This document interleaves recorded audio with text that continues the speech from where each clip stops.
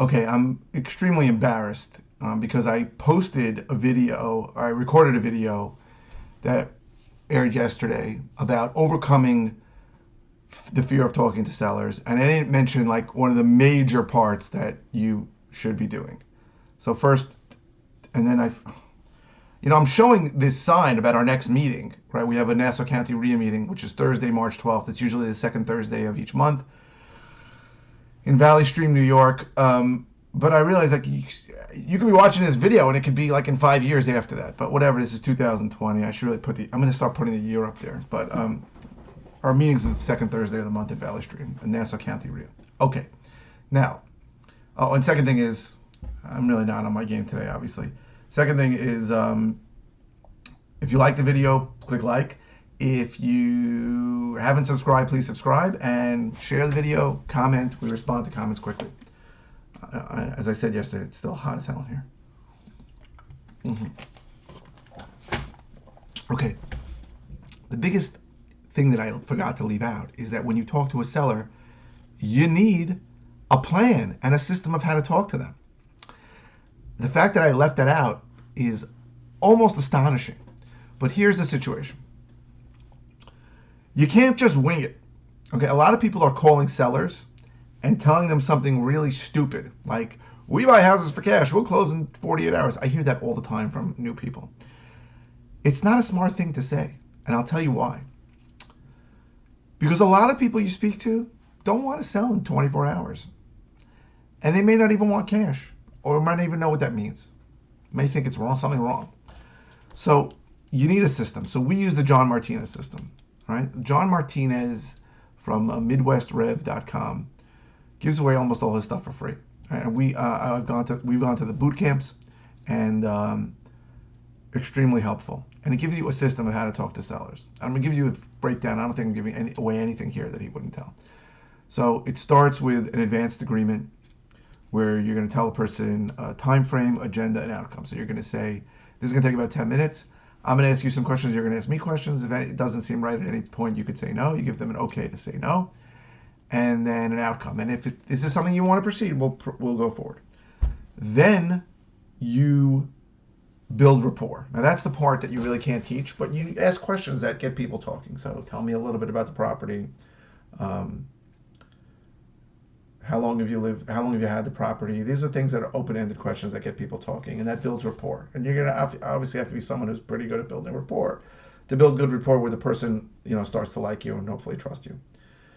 But then the important stuff comes in. So you ask why they are selling. Why would you sell it? Even if the house is terribly, the neighborhood sounds great. Why would you sell anything there?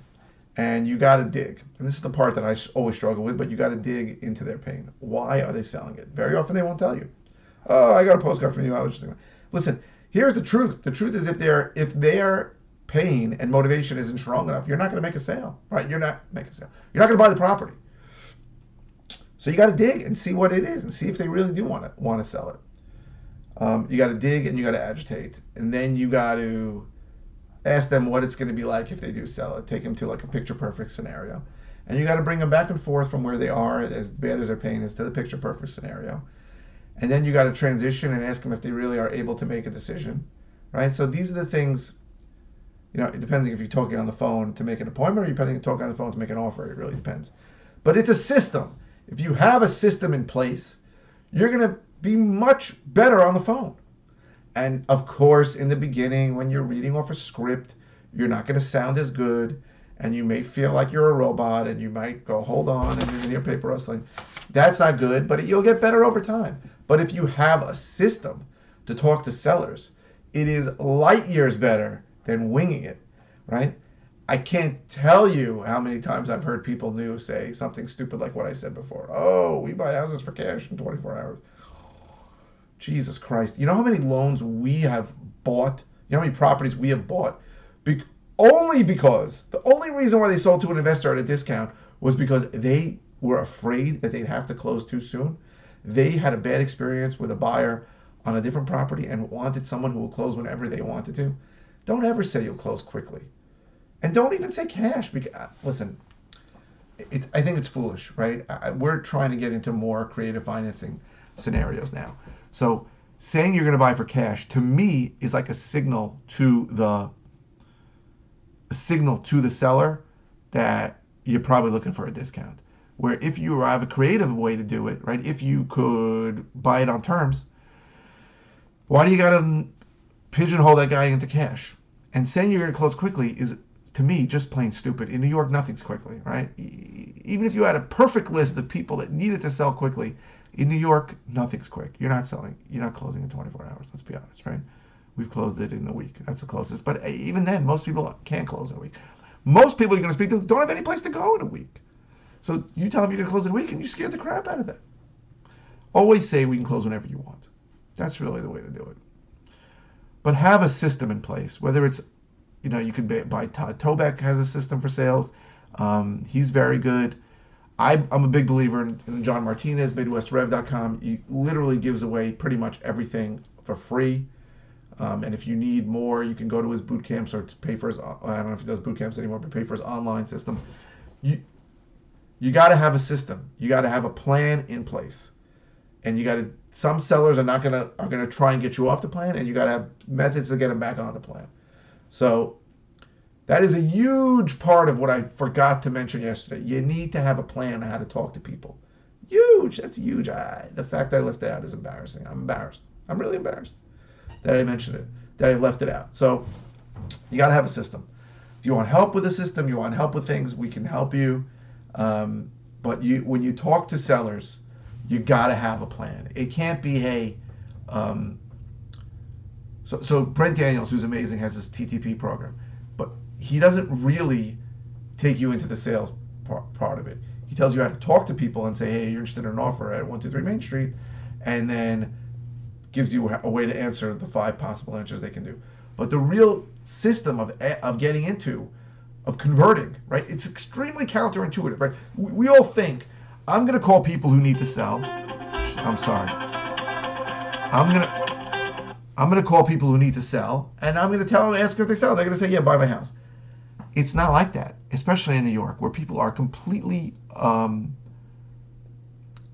guarded and think that you're going to rip them off. They don't even know if you really can buy. So you need to have a system on how to get someone. Most people, this is something that's going to sound weird, but a majority of the people we buy from are not 100% normal, right? Some are, but they have some issue. It could be that their house is a disaster. It could be that they don't want people walking through their property. It can be that they need to close in a week. It could be that they're in terrible financial distress that they've ignored for years. Whatever it is, you need to bring them to a place where they feel you're going to help them. It's not a simple thing. It's just not. It would be great if we talked to people who just want to sell and close in 2 weeks, but most people cannot make a decision, don't really understand the advantage of selling to us, and you need to explain that. You need to explain to them.